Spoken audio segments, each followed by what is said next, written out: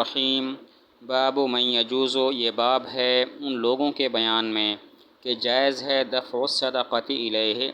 ان کو زکوٰۃ دینا، ومن لا یجوز، اور وہ کہ جن کو دینا جائز نہیں۔ قال اللہ تعالی، اللہ تعالیٰ نے فرمایا، انما الصدقات، بے شک زکوٰۃ، للفقراء،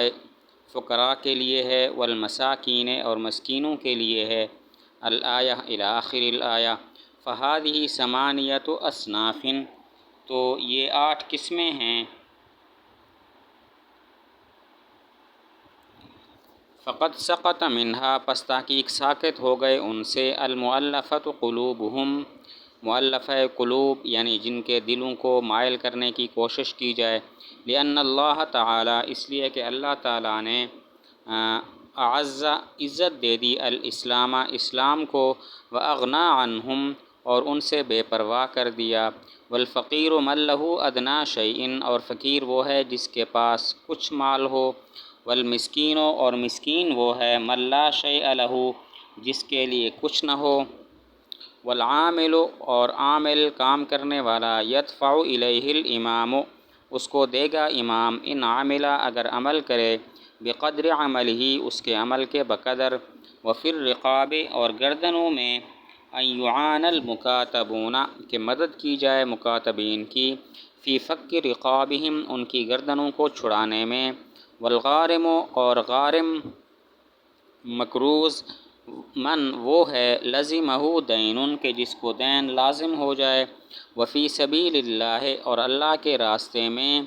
منقطع الغزاة، وہ ہے جو غازیوں سے منقطع ہو، وابن السبیل، اور مسافر، من کان لہ مال، جس کا مال ہو، فی وطنہ، اس کے وطن میں، وہو فی مکان آخر، اور وہ دوسرے مکان میں ہو، لا شیء لہ فیہ، کہ جس میں اس کے لیے کچھ نہ ہو، فہذہ جہات الزکوٰۃ، تو یہ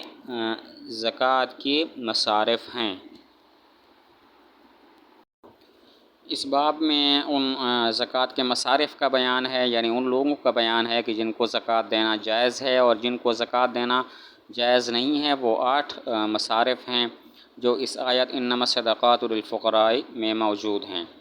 اس باب میں زکوٰۃ کے مصارف کا بیان ہوگا، یعنی ان لوگوں کا بیان کہ جن کو زکوٰۃ دینا جائز ہے اور جن کو زکوٰۃ دینا جائز نہیں ہے، اور وہ 8 مصارف ہیں جو اس آیت انما الصدقات میں مذکور ہیں۔ ان 8 میں سے ایک مؤلفۃ القلوب ہے۔ مؤلفۃ القلوب وہ لوگ ہوتے ہیں کہ جنہوں نے ابھی تک اسلام قبول نہیں کیا ہوتا، لیکن ان کے اسلام کے قبول کرنے کی امید ہوتی ہے، یا ان کا اسلام ابھی کمزور ہوتا ہے،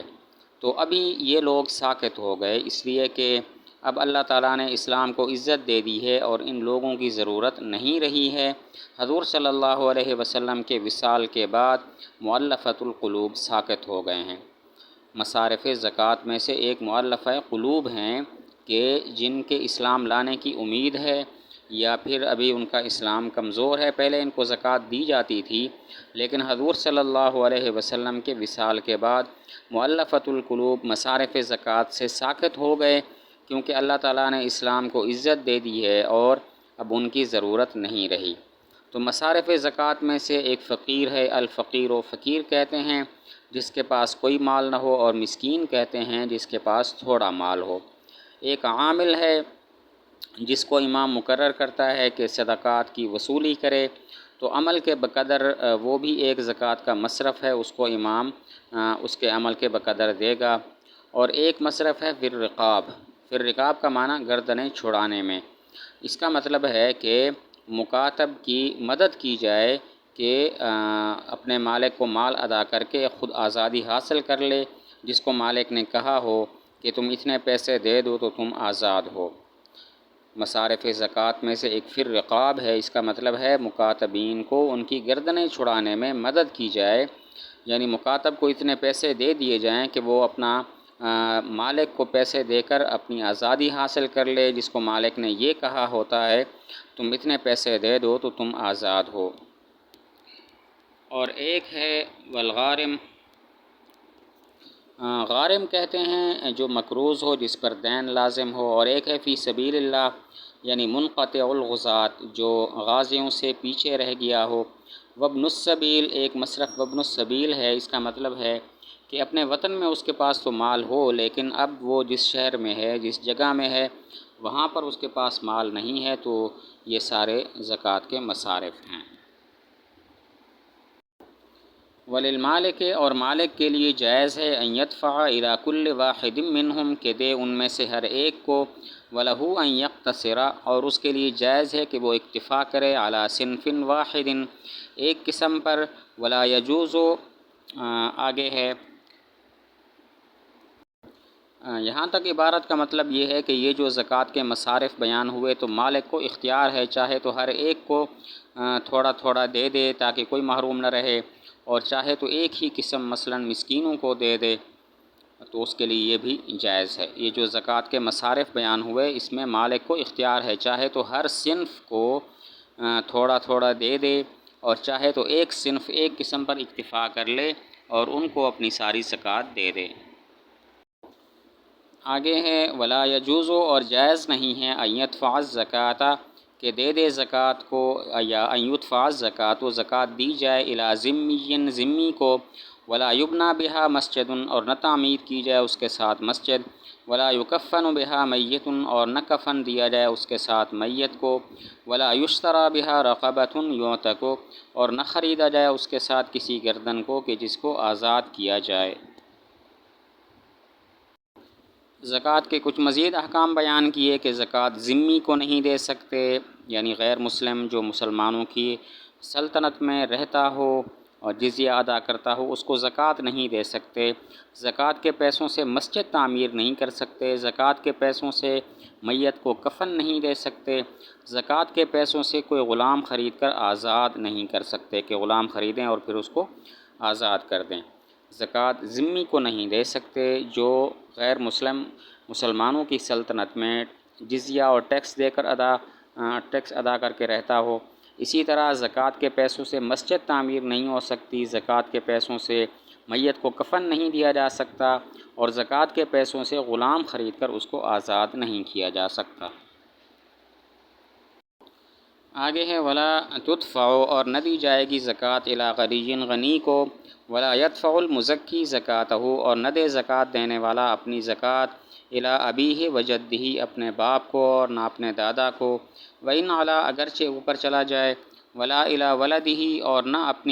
اپنے بیٹے کو، وولد ولدہ اور نہ اپنی اولاد کی اولاد کو، وإن سفلا اگرچہ نیچے چلے جائیں، ولا الی امہ اور نہ اپنی ماں کو، وجداتہ اور نہ اپنی نانیوں کو، وإن علت اگرچہ وہ اوپر چلی جائیں، ولا الی امرأتہ اور نہ اپنی بیوی کو، ولا تدفع المرأة الی زوجہا اور نہ دے بیوی اپنے شوہر کو، عند ابی حنیفہ رحمہ اللہ امام صاحب کے نزدیک، وقال تدفع الیہ اور صاحبین فرماتے ہیں دے سکتا ہے اس کو، دے سکتی ہے اس کو، ولا یدفع الی مکاتبہ اور نہ دے اپنے مکاتب کو، ولا مملوکہ اور نہ اپنے غلام کو، ولا مملوک غنی اور نہ مالدار کے غلام کو، وولد غنی اذا کان صغیرا اور نہ غنی کے بچے کو جب کہ وہ چھوٹا ہو، ولا یدفع اور نہ دے الی بنی ہاشم بنو ہاشم کو، وہم اور وہ ہیں آل علی و آل عباس و آل جعفر و آل عقیل و آل حارث بن عبد المطلب، اور وہ حضرت علی، حضرت عباس، حضرت جعفر، حضرت عقیل، حضرت حارث بن عبد المطلب کی اولاد ہیں، وموالیہم اور نہ ان کے غلاموں کو۔ آگے کچھ مسئلے بیان کیے کہ ولا تدفع زکوٰۃ غنی کو نہیں دی جائے گی جو صاحب نصاب ہے، جس پر خود زکوٰۃ واجب ہے اس کو زکوٰۃ نہیں دی جا سکتی، ولا یدفع اسی طرح زکوٰۃ دینے والا اپنے باپ دادا کو بھی زکوٰۃ نہیں دے سکتا اگرچہ یہ اوپر تک چلے جائیں دادا پر دادا، اسی طرح اپنی اولاد اور اپنی اولاد کو بھی نہیں دے سکتا، وإن سفلا اگرچہ یہ اولاد نیچے تک چلی جائے مثلا بیٹا، پوتا، پڑ پوتا، اسی طرح انسان اپنی زکوٰۃ ماں اور نانیوں کو بھی نہیں دے سکتا اگرچہ وہ اوپر تک چلی جائیں، اور اسی طرح اپنی بیوی کو زکوٰۃ نہیں دے سکتا۔ البتہ بیوی اپنے شوہر کو زکوٰۃ دے سکتی ہے یا نہیں تو صاحبین اور امام صاحب کا اختلاف ہے، امام صاحب رحمۃ اللہ علیہ فرماتے ہیں کہ بیوی اپنے شوہر کو زکوٰۃ نہیں دے سکتی، صاحبین فرماتے ہیں دے سکتی ہے۔ ولا يدفع الی مکاتب ہی، اپنے مکاتب کو زکوٰۃ نہیں دے سکتا جس کو اس نے یہ کہہ رکھا ہے تم اتنے پیسے دے دو تو تم آزاد ہو۔ اپنے غلام کو بھی زکوٰۃ نہیں دے سکتا اور غنی کے غلام کو بھی زکوٰۃ نہیں دے سکتا۔ غنی کے بچے کو جب کہ وہ بچہ چھوٹا ہو اس کو بھی زکوٰۃ نہیں دے سکتا۔ ولا يدفع، بنو ہاشم کو بھی زکوٰۃ نہیں دی جا سکتی۔ بنو ہاشم یہ ہیں آل علی، آل عباس، آل جعفر، آل عقیل، آل حارث بن عبد المطلب اور ان کے جو غلام ہیں، ان کو زکوٰۃ دینا ٹھیک نہیں ہے۔ وقال ابو حنیفہ، امام صاحب اور امام محمد رحمۃ اللہ علیہ فرماتے ہیں اذا دفع الزکاۃ الی رجل، جب دے دے زکوٰۃ ایسے آدمی کو یظنہ فقیرا جس کو یہ گمان کرتا ہے فقیر، ثم بانا پھر ظاہر ہوئی یہ بات انہ غنی کہ وہ غنی ہے، او ہاشمی یا ہاشمی ہے، او کافر یا کافر ہے، او دفع فی ظلمۃ الی فقیر یا اندھیرے میں کسی فقیر کو دیا، ثم بانا انہ پھر ظاہر ہوئی یہ بات کہ وہ اس کا باپ ہے، او ابنہ یا اس کا بیٹا ہے، فلا اعادۃ علیہ تو اس پر اعادہ نہیں ہے۔ وقال ابو یوسف، اور امام ابو یوسف رحمۃ اللہ علیہ فرماتے ہیں وعلیہ الاعادۃ اور اس پر اعادہ ہے، دوبارہ دینا ہے۔ ایک مسئلہ بیان کیا کہ اگر کسی کو فقیر سمجھ کر زکوٰۃ دی پھر پتہ چلا وہ غنی یا ہاشمی یا کافر ہے، یا اندھیرے میں فقیر کو زکوٰۃ دی پھر پتہ چلا یہ اس کا باپ یا بیٹا ہے، تو اب کیا ہوگا؟ امام صاحب اور امام محمد رحمۃ اللہ علیہ فرماتے ہیں بس زکوٰۃ ہو گئی، دوبارہ دینا ضروری نہیں، جبکہ امام ابو یوسف رحمۃ اللہ علیہ فرماتے ہیں زکوٰۃ دوبارہ دی جائے گی۔ مسئلہ یہ ہے کہ فقیر سمجھ کر کسی کو زکوٰۃ دی پھر پتہ چلا وہ غنی ہے یا ہاشمی ہے یا کافر ہے، یا اندھیرے میں فقیر کو زکوٰۃ دی پھر پتہ چلا کہ وہ تو اس کا باپ یا بیٹا ہے، تو اب کیا ہوگا؟ امام صاحب اور امام محمد رحمۃ اللہ علیہ فرماتے ہیں کہ زکوٰۃ ہو گئی، دوبارہ دینا ضروری نہیں، جبکہ امام ابو یوسف فرماتے ہیں دوبارہ دینا ضروری ہے۔ ولو دفع، اور اگر دیا الی شخص کسی شخص کو، ثم علم پھر پتہ چلا انہ عبدہ کہ یہ اس کا غلام ہے، او مکاتبہ یا اس کا مکاتب ہے، لم یجز فی قولہم جمیعا تو جائز نہیں ہے ان تمام کے قول کے مطابق۔ مسئلہ یہ ہے کہ کسی شخص کو زکوٰۃ دے دی پھر پتہ چلا وہ اس کا اپنا غلام یا اپنا مکاتب ہے، تو اتفاق ہے کہ زکوٰۃ ادا نہیں ہوئی۔ کسی شخص کو زکوٰۃ دی پھر پتہ چلا کہ وہ اس کا اپنا غلام یا اپنا مکاتب ہے، تو اتفاق ہے کہ زکوٰۃ ادا نہیں ہوئی۔ آگے ہے ولا یجوز، اور جائز نہیں ہے دفع الزکوٰۃ زکوٰۃ دینا الی من یملک نصابا جو مالک ہو کسی نصاب کا، من ای مال کان خواہ کسی بھی مال سے ہو، ویجوز دفعها اور جائز ہے زکوٰۃ دینا الی من یملک اس شخص کو کہ جو مالک ہو، اقل من ذالک اس سے کم، وان کان صحیحا مکتسبا اگرچہ وہ صحیح ہو، تندرست ہو، کمانے والا ہو۔